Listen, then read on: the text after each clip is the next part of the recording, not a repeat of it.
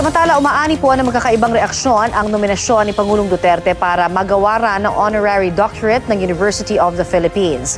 May mga nagsasabing hindi karapat-dapat para rito ang Pangulo. Gayet naman ng UP Board of Regents, tradisyon na ang paggawad ng honorary degree sa mga Pangulo ng bansa. Ang mainit na balita hatid ni Athena Imperial.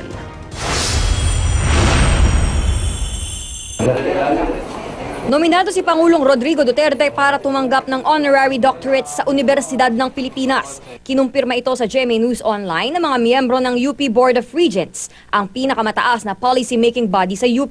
Kabilang sa mga bumubuo rito ay mga mambabatas, UP administration, faculty, mga estudyante at alumni.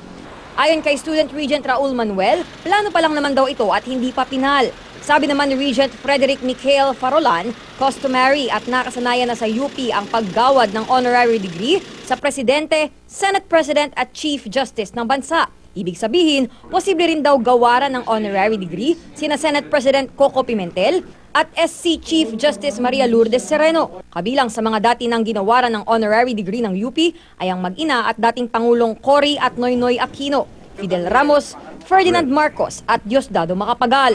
Pero mismong ang tanggapan ni Student Regent Manuel kontra sa plano ng board. Hindi raw nararapat hirangin ng isang Pangulong anilay may rehimeng pumatay umano sa libu-libong tao. Sa isang leader na nagdedeklara ng gyera laban sa sariling mamamayan at nagtutulak para maibalik ang parusang kamatayan.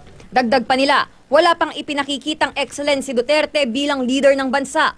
At nauwi raw sa mga pangakong napako. Ang plano raw niyang pagpapatuloy sa mga polisiyang iilan lang ang makikinabang. Ayon kay Farolan, inaasahan na nilang babatikusin ang planong paggawad ng honorary degree sa presidente. Pero aniya, kung hindi susundin ang tradisyon dahil sa mga alegasyon laban sa gagawaran nito, dapat din daw bawiin ang mga honorary degree na iginawad noon.